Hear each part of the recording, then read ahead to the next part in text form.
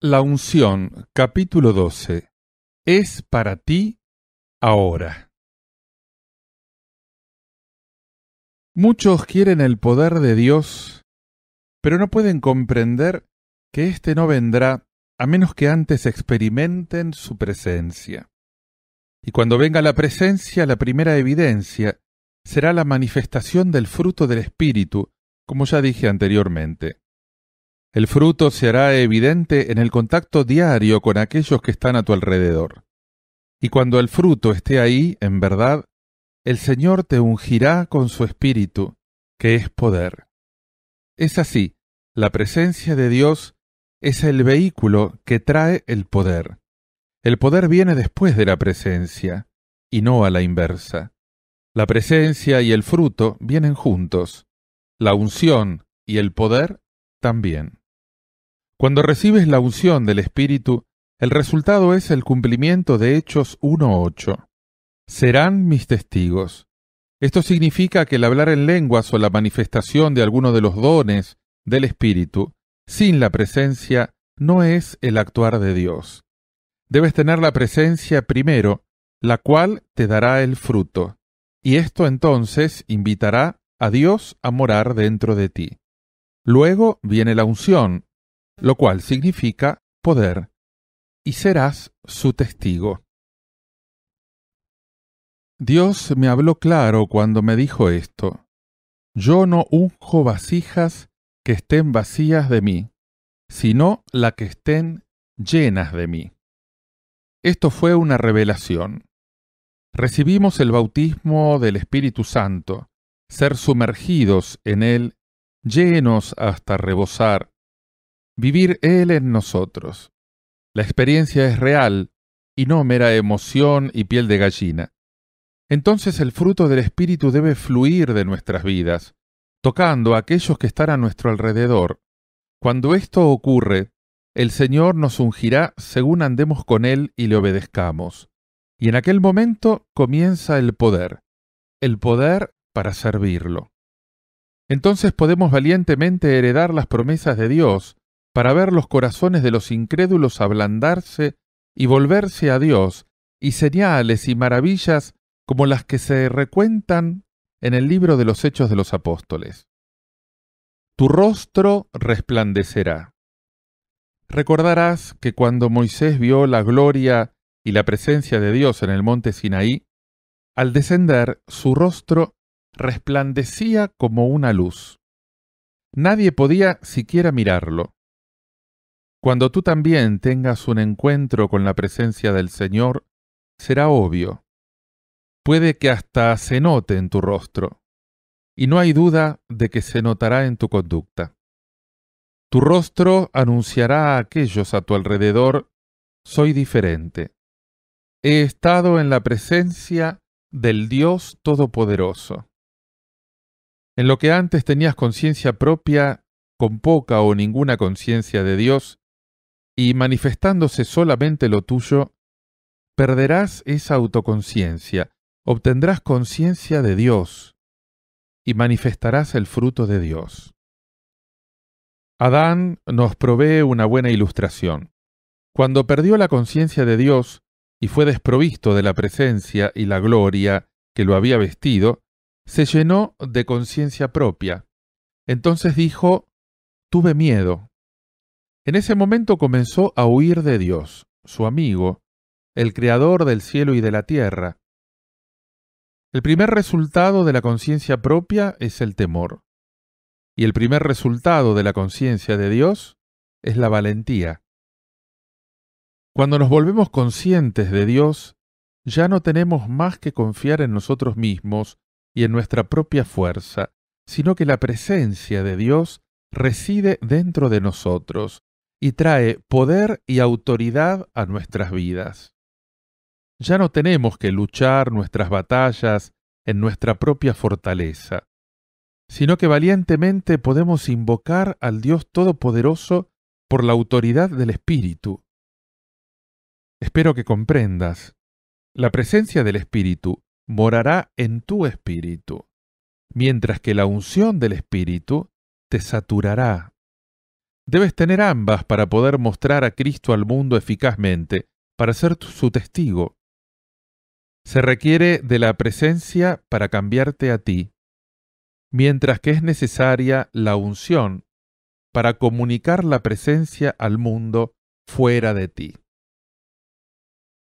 Solo hay un camino. Entonces dices, ¿qué debo hacer? Hay un solo camino, la oración. Esto significa guerra, guerra a muerte. Es principalmente una guerra contra el yo, el mayor enemigo. Si no puedes perder la vista del yo, no podrás conocer la presencia de Dios. La carne muere en la oración, y tendrás que batallar para lograrlo. La mayoría de los lectores encontrarán, como yo, que al principio de entrar en la verdadera oración, solo puedes pensar en tus pecados y necesidades apremiantes. Todo lo que puedes decir es, perdóname, ten misericordia de mí, ayúdame, guíame, y así sucesivamente. Todo es mí, mí, mí. No me malentiendas. Debes confesar tus pecados y buscar guianza, pero necesitas seguir adelante en tu comunicación con el Señor, escuchándole y hablando acerca de las cosas que están en su corazón. Necesitas amarlo y agradecerle y adorarle. Ese es el fruto de su presencia.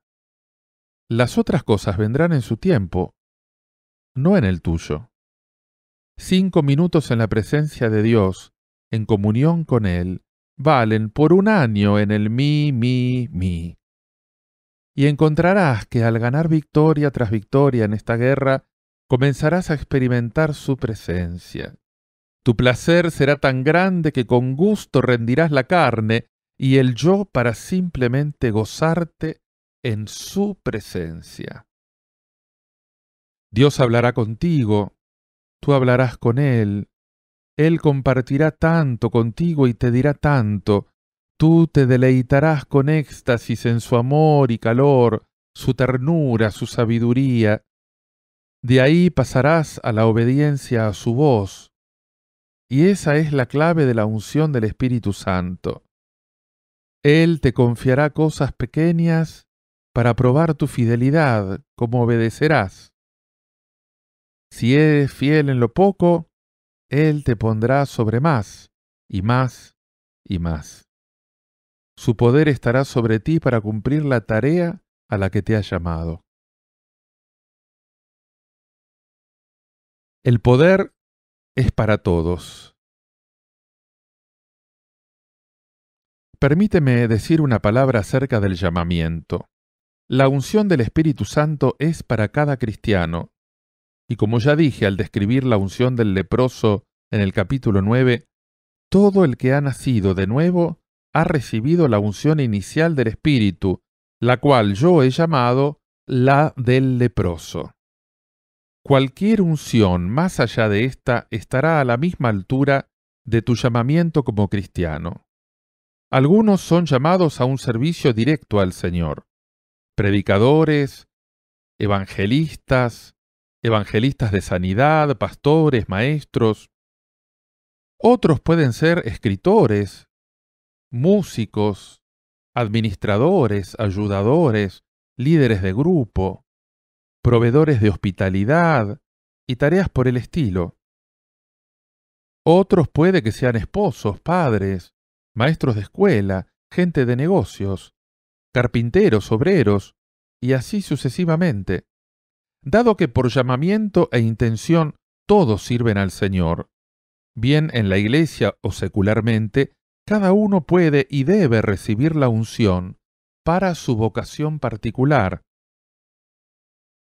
En gran parte de este libro he estado usando un lenguaje que se refiere mayormente a la unción del Espíritu Santo en relación directa al llamamiento ministerial, si así se quiere entender.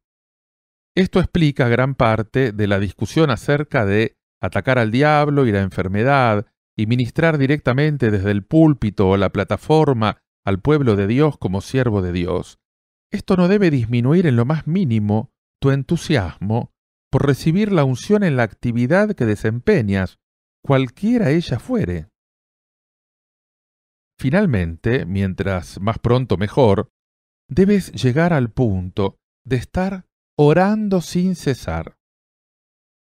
Esto se convierte en tu vida, puesto que lo haces con tanta frecuencia que tu naturaleza cambia, tu estilo de vida cambia. Es cierto que debes vivir una vida natural, todos lo hacemos. Jesús, aunque se levantaba muy temprano en la mañana y se iba solo en muchas ocasiones, no estaba sobre sus rodillas 24 horas al día. Ninguno de nosotros puede hacerlo. Hay que trabajar, atender los niños, hacer otras muchas cosas. Algunos de los momentos más preciosos de mi vida los he vivido en situaciones regulares. Pienso en mis propios hijos y en los maravillosos ratos que hemos pasado hablando y orando juntos. Yo no estoy escondido en mi cuarto, ahí afuera en los matorrales solo. Estoy allí con mis hijos y mi esposa, experimentando la misma presencia hermosa del Señor. Es una unción totalmente diferente, con solamente la tierna presencia del Señor y la bendición de la vida familiar. No es la unción y el poder para un servicio de sanidad, pero es muy importante y muy real. También he experimentado lo mismo hablando a mis empleados en el Centro Cristiano de Orlando, animando, consolando, exhortando, disciplinando. La presencia es muy real cuando solamente digo Jesús. Pero el caso es que Jesús estaba en continua comunión con su Padre. Y nosotros debemos estar en continua comunión con Él, también por medio del maravilloso Espíritu Santo. Los ratos tranquilos, como ya he dicho, dan a luz este orar sin cesar, y no debemos despreciarlos. La gente siempre me pregunta acerca de mis ratos privados de oración. Yo entiendo sus deseos de ser instruidos, y a veces el ejemplo es la mejor instrucción, pero en realidad la oración es tan privada, tan preciosa, tan íntima, que le digo a la gente que no se preocupe tanto por la forma en que yo lo hago, sino que le pidan a Dios que les muestre cómo deben hacerlo. Hay ocasiones en que cuando comienzo a orar solo con el Señor en mi habitación, o en contacto con la naturaleza, o donde quiera, siempre y cuando sea un lugar privado y silencioso, llego a estar tan absorto que hasta me quedo por medio día o más. A veces esto dura solamente una hora. He tenido tiempos en que he viajado fuera del país, y a causa de las interferencias de horario, no tengo más de 5 minutos. Pero recuerda, el Señor me entrenó en la continua comunión hace muchos años, y eso nunca, nunca lo abandono. Y en algunos de esos días de interrupciones y pruebas, he subido a la plataforma de un servicio de sanidad tan ungido que cualquiera podía pensar que he estado orando y leyendo la Biblia todo el día. No nos olvidemos de la Biblia. En cuanto a la Biblia, es una parte esencial del tiempo de oración. Yo nunca comienzo un día sin ir a las Escrituras, aún antes de orar. Debo hacerlo, es la palabra de Dios y debo hacer que fluya directamente sobre mi alma. Y tú también debes hacerlo. Además, cuando oras y sientes la presencia de Dios, debes tener la Biblia a tu lado. Él te llevará a distintos pasajes y te enseñará. Y cuando tengas duda acerca de algún pasaje, pregúntale a Él y te enseñará. La Biblia dice muy claramente que Él es tu maestro.